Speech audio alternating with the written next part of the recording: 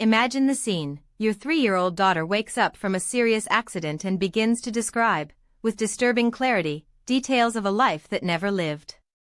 What if she could prove, beyond any doubt, that each word is true? In the dusty archives of the National Anthropology Museum, a lawsuit kept more than 100 years ago continues to intrigue the greatest experts. It is not just a curious case, it is a puzzle that shakes our own foundations of what we believe about the existence, death, and essence of the human soul. It all started on October morning 1903, at the quiet village of San Cristobal, 30 kilometers from Mérida, in the heart of the Yucatan Peninsula. The damp air carried the sweet perfume of the jacaranda, whose flowers shook to the morning breeze. Inside a straw-roof adobe house, the Herrera family led their simple and routine life. Don Alejandro, a fiber merchant of Henequén of 40-2, and his wife Esperanza, a woman of unshakable faith at 30-5, had received, after years of waiting, the greatest gift, the little light Maria. Girl with bright black eyes like obsidian and dark hair that fell on waves on their shoulders, she was the center of her lives, the reason for every smile in those quiet days. That morning, while Esperanza prepared corn tortillas on the wood stove, the smoked smell filled the kitchen. The rhythmic sound of the metate grinding the grains made up a domestic symphony, as familiar as the corner of the roosters. In the backyard, Luz Maria played with her cloth doll, running between the chickens that bicked corn spread across the floor. Its laughter mingled with the cackle of birds and the murmurs away from the neighbors in conversation. But suddenly a sharp scream of Esperanza tore peace of the morning like a dry blow. Luz Maria had slipped on the wooden stairs that led upstairs, falling from a dangerous height. Her fragile body hit hard on the stone floor, producing a deaf sound that froze her parents' blood. Don Alejandro ran from the corral, his boots echoing on the beaten floor, while Esperanza kneeling next to his unconscious daughter. Tears ran down his face as he caressed the girl's pale face. Alejandro, paralyzed, could not react. The neighbors, alerted by the screams, began to peek at the windows, but no one dared to approach. For 3 hours that seemed eternity, Luz Maria remained motionless, with no sign of life. The nearest doctor was in Mérida, too far to arrive in time. Esperanza did not move away for a moment, praying her third with trembling hands, while Don Alejandro walked from side to side, consumed by anguish. When the child finally opened his eyes, something was different. It wasn't just the way he looked around, as if he first saw everything. There was something deeper, a shadow in his eyes that should not exist in such a small child. An expression that made hope to feel a chill through his spine. Luz Maria got up slowly, watching the atmosphere with a look that did not match his 3 years.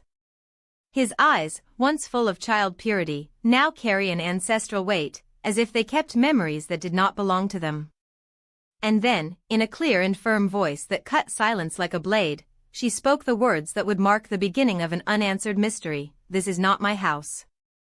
I want to go back to my real home." In Chichén, Itzá.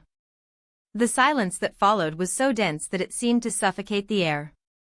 Esperanza and Alejandro exchanged a loaded look with relief and at the same time a deep perplexity. Her daughter had woken up, but there was a problem. No one in the family had ever mentioned Chichén Itzá in front of her. As a 3-year-old child who had never left the small village, could he know the name of Yucatan's most famous Mayan ruins? In the following days, a misleading calm has taken over the house. Esperanza tried to convince herself that her daughter's words were just delusions caused by the fall. After all, children say strange things when they are confused or scared. But deep in his Catholic soul, a doubt grew like a seed planted on fertile land, insisting on sprouting. Life in San Cristobal followed his usual pace. The mornings began with the corner of the roosters and the scent of coffee being toasted in the courtyards. To the women were going to fetch water from the central source with their mudflakes, while men departed to the fields of Henequén, who extended to where the view reached. It was a simple existence, governed by traditions that were repeated for generations. In this predictable world, however, Luz Maria began to stand out as a dissonant note in a known melody. 3 days after the accident, While Esperanza embroidered in the shadow of a tree from Seba, he heard his daughter singing in the backyard. It was not a song she had taught her. The words sounded strange, with a musicality that shivered the skin. Skel, Jabkin, Uyal Cax, the girl murmured as she got stones in perfect geometric patterns on the floor. Esperanza dropped the needle. That was not Spanish, nor any language she knew. It sounded old, as if it came from voices that had been silent for centuries. "What are you singing, my love?" he asked, his voice shaking. Luz Maria raised his eyes, and his black gaze shone with an intensity that did not match his age. "It's the song of the moon, Mom. I sang every night in the temple to calm the gods." The thread slipped from Esperanza's hands. "What temple, daughter?" "The Jaguar Temple," the girl answered, with a frightening naturalness. "There I lived before. I took care of the sacred flowers and spoke to Itzá in my dreams." That night, when Don Alejandro returned from the countryside, his hands dirty and his hat covered in dust, Esperanza told him everything. Her husband, a practical man and used to dealing with concrete problems, heard as he washed his hands in the clay basin. "It's just imaginations, Hope," he said, trying to reassure her. "Children invent stories all the time." But his certainty would be shaken the next day. Don Alejandro found Light Maria on the kitchen floor, drawing with a piece of coal over the stones. They were not childish scribbles. They were complex symbols, precise geometric shapes, perfect circles intertwined with lines, figures that resembled animal heads and stylized human silhouettes. All done with a skill that made any adult impressed. "What is that, Luz Maria?" he asked, kneeling beside him. "It's the stone words, Dad," the girl answered, without taking her eyes off the drawing. "So we wrote in my time for priests to read the messages of the gods." Don Alejandro felt the floor shake under his feet. Those symbols. He had seen them before, years ago, when a foreign archaeologist passed through the village showing photographs of the Maya's ruins. In the weeks that followed, Light Behavior Maria became increasingly intriguing. At night, he hopes hearing her whimper, muttering words in that unknown tongue, as if he talked to someone or something that only she could see. He rapped the book of records with a dry crack that echoed through the empty room. The ink of that marginal annotation, though faded with time, seemed to burn his fingers like living embers. Jade objects buried in the posterior courtyard. The same words that Esperanza had whispered hours earlier, with the trembling voice of those who fear to confirm what they already know. It was not coincidence. It couldn't be. Father Vasquez spent the night in course, the weight of that revelation oppressing his chest like a stone lassa. At dawn, when the first rays of sunny were filtered through the Gothic window of the sacristy, he had already made a decision. It was no longer a matter of faith or superstition, it was something much deeper, something that challenged even the laws of reason he had vowed to defend. If those glyphs in the Jaguar of Jade were authentic, if the memory of Light Maria was not the result of a feverish imagination, then he was facing a mystery that transcended everything he knew. What if she were right? What if that child, with his eyes that kept centuries of silence, were it really what it seemed to be? At noon, Father Vasquez knocked on the Herrera door with a determination that did not match his usual serene way. Don Alejandro, with deep dark circles and still trembling hands of the fright of the night before, received him with a tired nod. Without preambles, the priest extended a yellowish paper on the wooden table spent over time. "This was found in the parish archives in 1892, he said, pointing to a faded sketch. A map of the ruins under the church, made by a priest who suspected that the demons had not been totally expelled from that place. There is a sealed chamber under the altar. And, according to the records, it has never been opened."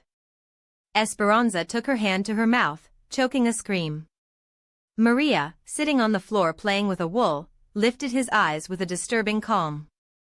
"That's where the other codes are," he said, as if talking about time. "Those I hid before I left." The silence that followed was cut only by the sound of the wind shaking the dried corn leaves against the adobe wall. Don Alejandro sank in his chair, as if his legs no longer support him. "Are you suggesting that we open it?" he asked, his voice hoarse. Father Vasquez looked at the child, whose small fingers traced invisible patterns on the ground dust. "I'm not suggesting anything," he replied, with gravity that made his words sound like an oath. "I'm saying it's already open." The eyes of Light Maria shone with a knowledge that did not belong to that it was. "Konapka showed me," whispered. "The stones moved last night. The way is free now. Just someone is missing, brave enough to enter." Father Vasquez closed the document with hands that trembled. How could a 3-year-old know details kept in files he had never seen? How could you describe, with surgical accuracy, the location of an object buried centuries before your birth? For the first time since his ordination, Father Miguel Ángel Vasquez felt the weight of a doubt that his faith could not support. The news of the strange case of the Herrera spread across the region as the hot wind that precedes the storm, carrying the smell of the burnt copal and the murmur of the ancients. In Merida's markets, among tropical fruit salespeople and Anican traders, the tongues were released. The girl was talking about the forgotten gods. The stories grew with each repetition, adorned by popular imagination, but the core remained disturbing, unchanging, as a truth that refused to be ignored. This is how the name of Luz Maria reached the ears of Dr. Heinrich Zimmermann, a 53-year-old German archaeologist whose life had been consumed by the study of Mayan civilization. Zimmermann landed on Mexican soil in 1895, as part of a scientific expedition been the University of Berlin, and since then, the ruins of Yucatan had become their obsession. Set man cut with military accuracy and blue eyes that burned with the intensity of those who had unveiled millennial secrets, he was respected by his peers not only by scientific rigor, but for mastering the hieroglyphic writing, a field still in his childhood, where few dared to enter. In that scorching December, Dr. Zimmermann arrived in San Cristobal in a trailer crowded with books, measuring instruments, and photographs of archaeological sites. The dust of the road covered its white linen costume and the wide flap hat, but nothing could overshadow the determination that burned in his gaze.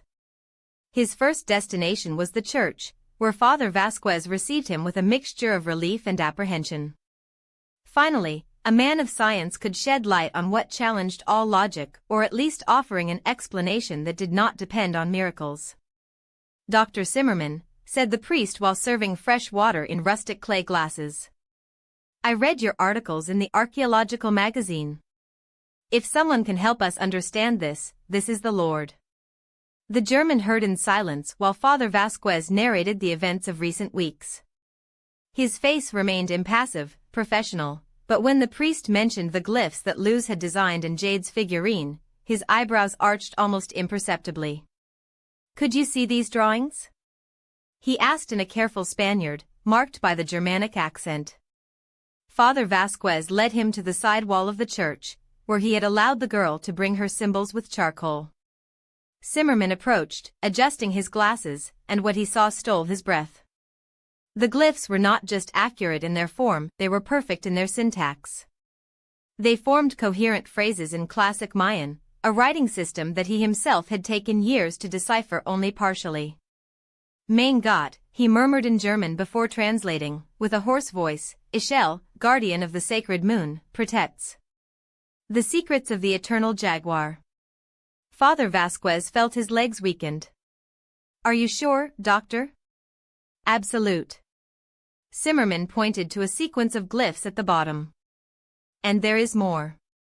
Here it says, in the place where the stone snakes rest, the codices await the return of the priestess." That afternoon the Herrera received the visit of the archaeologist. Esperanza had worked out in cleaning the house, and Don Alejandro had dressed his best guayabera, as if presenting that meeting would mark one before and one after in his lives. Luz Maria played quietly in the courtyard, oblivious to the whirlwind that his existence had triggered. When Zimmermann entered the house and his eyes found those of the girl, something extraordinary happened. Luz Maria raised his face from the toys, set him for a moment that seemed to be eternalized, and then smiled with a familiarity that froze the German's spine. "Her doctor!" he exclaimed, running toward him, his voice overflowing with joy. I knew you would come. I've seen him in my dreams. Zimmermann retreated, shocked. The child had pronounced the words with an impeccable German accent, something impossible in that region where no one spoke the tongue. Before he could question, Luz Maria interrupted him, his eyes shining with an intelligence that did not belong to his age. The Lord seeks the secrets of my people. It has dug in Palenque, but the biggest treasures are in Chichén Itzá, in a place that only I know. The hands of the archaeologist shake. His excavations in Palenque was confidential information, known only by a restricted circle of academics in Europe. None of that project had been published. Girl. He tried, the voice controlled by a thread of rationality. How do you know about Palenque? Luz Maria closed his eyes, immovable, as if he consulted memories buried in time. There is a tomb under the temple of inscriptions. A king named Pakel rests there with a jade mask. He opened his eyes and looked at him straight. But this is not the most important. What matters is the codices hidden in a secret chamber, behind the jade waterfall. Zimmermann's world spun. Pakel's tomb was a discovery that his team had made for only 3 months, information not yet disclosed. And the jade mask? Exactly what they had found. But the jade waterfall? The secret chamber? That was something like him or his team knew. Jade waterfall. He repeated, as if the words weighed tons. Yes, the girl confirmed, Serena. It is at the lower level, behind the stone with the descendant jaguar glyph. If they move this stone, they will find the passage. Dr. Zimmermann fell into a wooden chair, feeling the foundations of his scientific world shudder. A 3-year-old described, with surgical accuracy, details of a place that he himself had excavated in confidentiality, and even offered him information that could rewrite the story. Her doctor, Luz Maria continued, his soft voice like a night breeze, the Lord will take me home in Chichén Itzá. I need to show where the codices that talk about the return of souls are. For the first time in his career, Heinrich Zimmermann was in the abyss of a mystery that science could not explain. And for the first time, he began to question whether there were strengths in the universe that even transcended even the most rigorous logic. The expedition to Chichén Itzá was organized under the facade of an anthropological study, with permits duly signed by the government of Porfirio Diaz. Officially, it was a research on the oral traditions of Yucatan rural communities. But in the heart, Zimmermann knew, that was much more than folklore. It was a call. The caravan departed from Mérida in a dawn of January 1904, when the air still saved the freshness of the night and the first lights of the dawn painted the CAS cups. 2 trailers, loaded with excavation equipment, a week for 1 week, and 3 passengers whose expectations diverged like ways in the jungle. Dr. Zimmermann, with his scientific skepticism now fissured by a restlessness that grew as a root of Saba, watched every detail with the accuracy of who knows he is on the verge of an abyss. Don Alejandro, his face contracted in a tension mask, squeezed the straw hat between his fingers like a talisman against the unknown waiting for them. And then there was her, Luz Maria. 3 years old, his bare feet swinging at the rhythm of the truck, while his children's voice chanting songs in Maya so old that they made the air vibrate. The girl's eyes black as wells of Cholton, deep as the mysteries they kept, seemed to map the way with a familiarity that challenged time. Esperanza had stayed in San Cristobal. Not out of fear of what they could find, but of what they could confirm. He preferred the doubt to the overwhelming weight of a truth that could crumble everything that was left of his sanity. The way, however, gave no respite. It was a serpent between the thick jungle, where sunlight could barely pierce the canopy of leaves, and sacred milpas, where corn grew in rows so perfect that they seemed traced by divine hands. The screams of spider monkeys echoed as warnings of the ancients, while toucans crossed the sky in flashes of impossible colors. It was a land that time had forgotten or deliberately chose to preserve. When it was an hour to reach the ruins, the impossible happened. Luz Maria, who was sleeping on his father's lap like any child after a long trip, suddenly opened his eyes, not with the drowsiness of awakening, but with the clarity of those who have just remembered a living dream. He lifted into the trailer, the tense body like a ready-to-fire bow, and began to point to the jungle with a certainty that froze Zimmerman's blood. "There," whispered in Maya, "the sacred scene where we made the rain ceremonies." His small but firm finger indicated an indistinguishable section of the rest. "And there, the white path that leads to the Temple of the Virgins of the Sun." The German archaeologist ordered them to stop. His maps, drawn with the Germanic accuracy that proudly confirmed, yes, there should be a cenote in that direction. As for the White Way, it could only be as sacred those high sidewalks that the Mayans built to connect their ceremonial centers, a knowledge that no 3-year-old, raised in a remote village, could have. Unless. When Chichén Itzá ruins emerged before them, bathed by the vertical light of noon, the pyramid of Kukulkan rose as a challenge to heaven, his shadows dancing over the stones as light snakes. But it was not the architectural spectacle that snatched Zimmerman. It was Maria's cry of light. They were not tears of a child scared with the size of the structures. It was an old lament, a weeping that seemed to sprout from a memory buried for centuries. "Where are they all?" he shouted, his eyes flooded as they swept the empty platforms. "Where is my people? Why is everything so quiet?" Before someone could stop her, went down the truck and ran toward the pyramid with a security that only those who belonged to that place could have. His barefoot feet knew every irregularity of the ground, every loose stone, as if they had stepped there for days, but it was. "Light Maria, wait." Don Alejandro ran after her, his heart beating his ribs like a war drum. She didn't stop. Upon reaching the base of the pyramid, he knelt and began to speak of Maya Classic, the words flowing from his lips like water from a newly opened Chultan. Zimmerman, despite his limited language knowledge, captured fragments, invocations to Kukulkan, references to closed and reopening cycles, and something about the return of the guardian. His notebook was shaking in his hands as he wrote down every syllable, every intonation, as if he were recording not the voice of a child but the echo of a priestess. After minutes that looked like hours, Luz Maria got up and walked straight to a specific point of the pyramid. He stopped before an identical stone to hundreds of others, touching it with a reverence that made the archaeologist feel the weight of centuries over his shoulders. "Here," he said, simple as that. "The codices are here. Behind this stone." Zimmerman approached, the trembling fingers passing over the surface. At first, nothing. But when the sun changed its angle, it turned out, an almost imperceptible glyph, recorded with such mastery that it would only be seen by those who knew where to look. The descendant jaguar symbol, the same as Light Maria had described weeks earlier, in Palenque, with precision that had left him sleepless for nights in a row. With hands that now trembled not skepticism, but of reverence, the German pressed the stone at the exact angle that Menon indicated it. A deaf snap. An old air sigh, loaded with the smell of copal and setted secrets for centuries. And then, there, in the hidden space behind the stone, 3 codices wrapped in tissues that challenged time, their still vibrant colors as if they had been woven yesterday.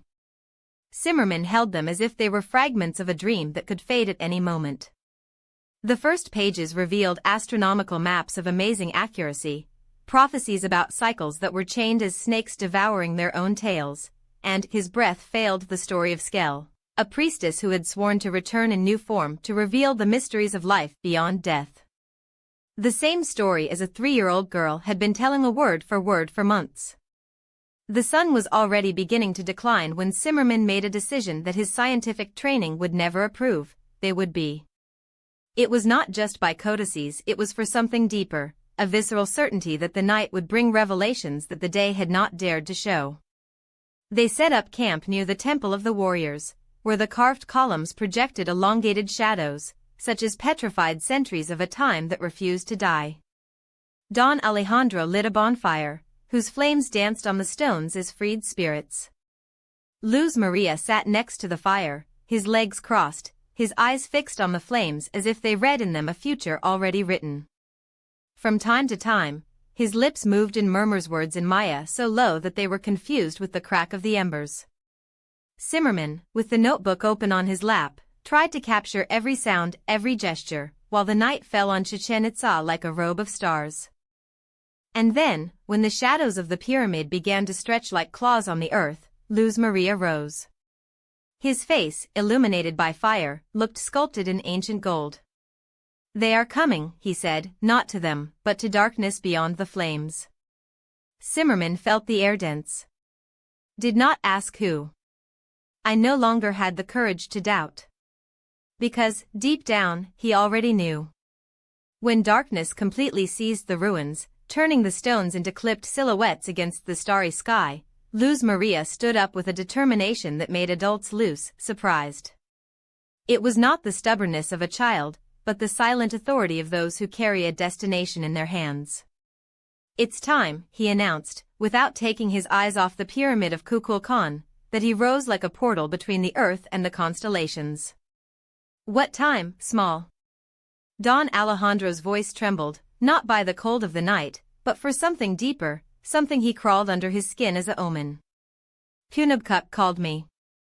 The answer came without hesitation, as if the words were already recorded in the air, waiting for only the time to be said.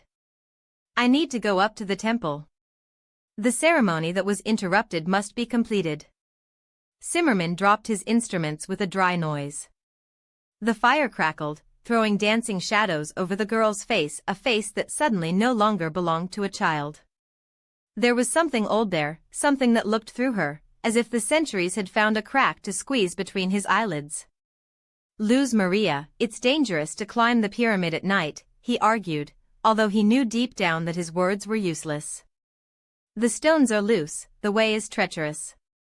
There is no danger for those who know every step." Her voice cut off yours, serene as the surface of a lake before the storm. "Ichil climbed these steps for decades. My feet know the way." And without waiting permission, she started walking. Don Alejandro moved to follow her, but a single look of his daughter stopped him in place. It was not a child's tantrum, but the silent order of someone who had already given more explanations than necessary. "Dad, this is something I should do alone," he said, without turns, no sweetness. "But you can see. They will see things that will help them understand." And then it went up. What followed in the following minutes challenged not only logic, but the very notion of reality that Zimmerman had built over a life dedicated to science. Luz Maria climbed the steep pyramid staircase with precision that did not belong to a 3-year body. Each step was calculated, each movement flowed as if it had repeated that journey not dozens, but thousands of times. There was no hesitation, there was no fear, just the absolute certainty of those who returned to a place they never really left. But the most disturbing was not physical ability. It was the transformation. As she ascended, her silhouette against the starry sky seemed to expand, as if the darkness around her was woven by her own hands. The sounds of the jungle, the crickets, the bats, the wind between the leaves, were erasing one by one as candles blown by an invisible breath. Even the air seemed to hold his breath. When he reached the top, Luz Maria went straight to the small temple in the summit. He positioned himself in the exact center, stretched his arms to the sky, and then his voice, that voice, small and fragile, rose in a song that should not fit in his throat. It was an old Maya. It was power. Zimmerman and Don Alejandro, properties below, heard each word with supernatural clarity, as if the pyramid itself were an instrument in tune to amplify that sound. The archaeologist recognized fragments, invocations to the creative gods, references to cosmic cycles, prayers by the Maya people. But there was more. Much more. The girl was reciting dates. Specific dates of the Maya calendar, aligned with astronomical events that were yet to come, eclipses, planetary conjunctions, phenomena that would not occur in decades. Calculations that would require not only advanced knowledge, but an understanding of the time that transcended human linearity. And then it happened. The full moon, hitherto hidden behind thick clouds, emerged just as Luz Maria lifted his arms. Its silver light flooded the pyramid, and for a moment that stretched as an eternity, the silhouette at the top changed. it was no longer a child. She was a woman. High, majestic, dressed in the ceremonial ornaments of a priestess, quetzal feathers intertwined in black hair that fell to the waist, golden brazaletes shining under the moonlight, jade embedded in every detail of his costume.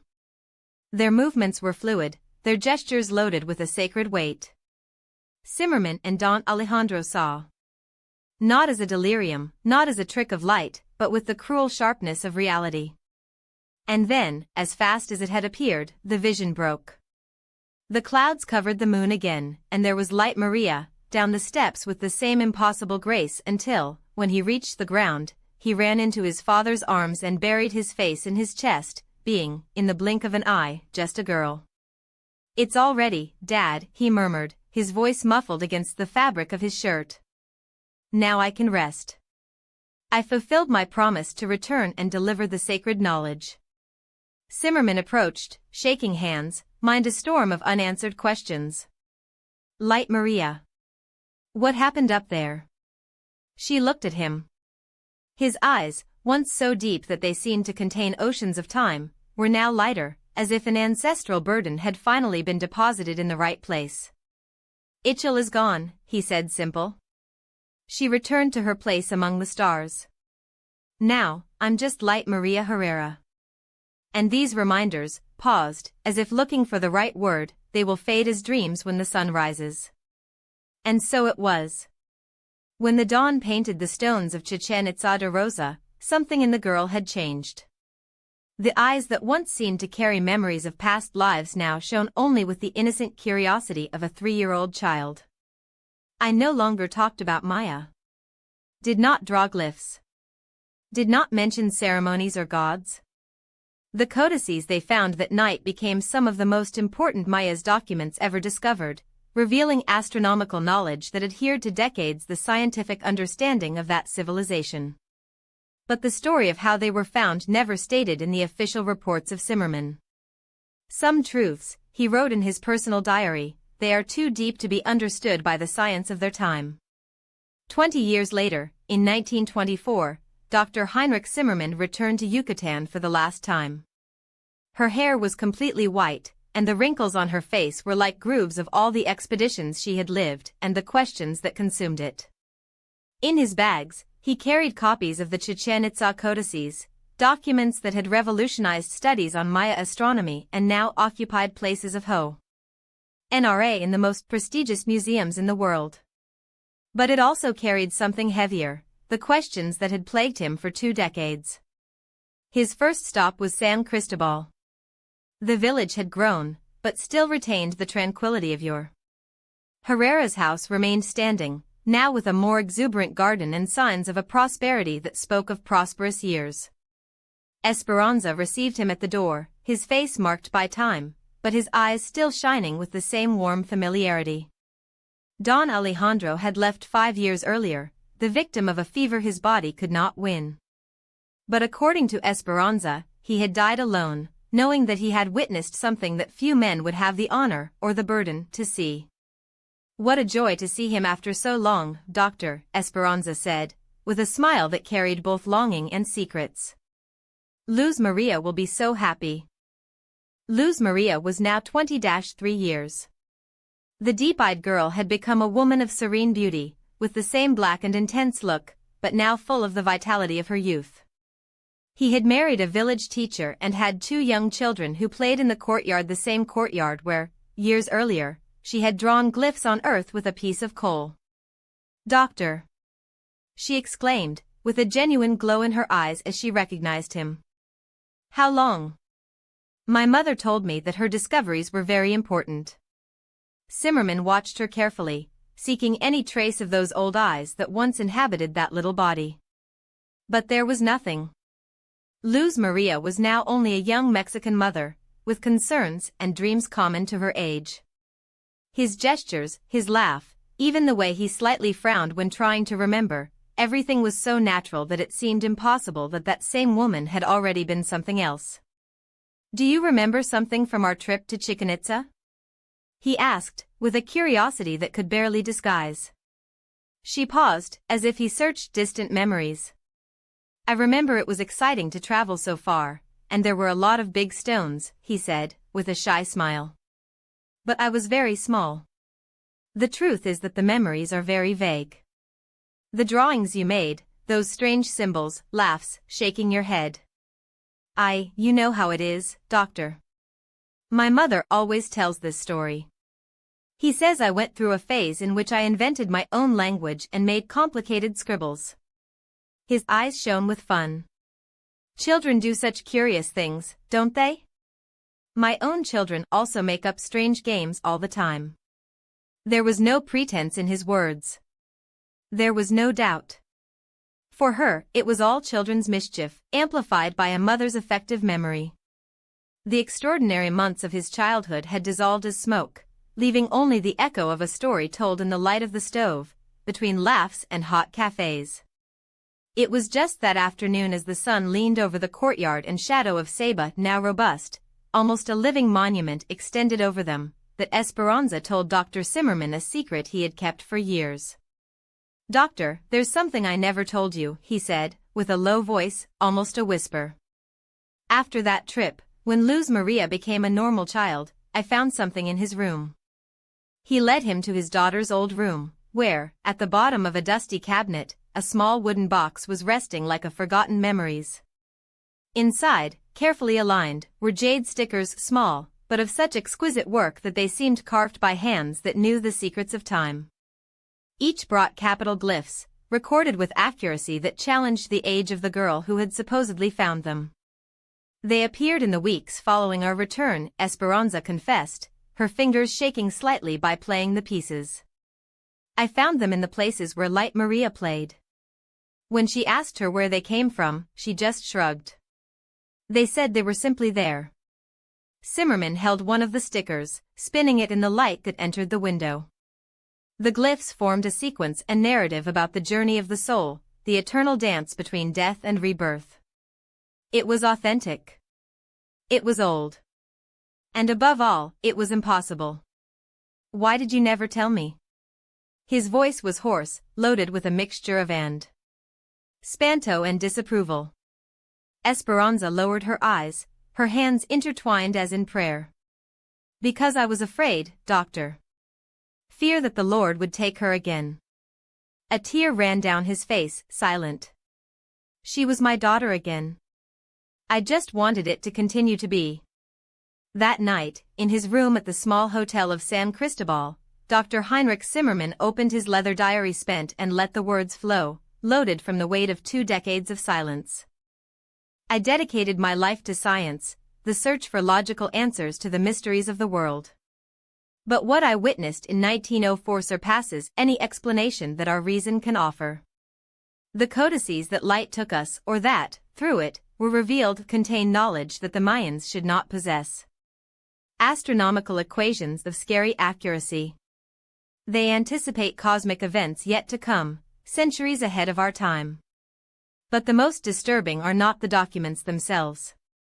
It is the fact that all this was transmitted by a 3-year-old, without formal education, in a village where no one spoke or wrote in Maya Ancient.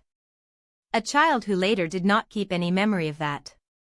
As a scientist, I must record the facts. As a man, I must admit that there are strengths in this world or beyond him that our current understanding cannot embrace. If souls can, in fact, return.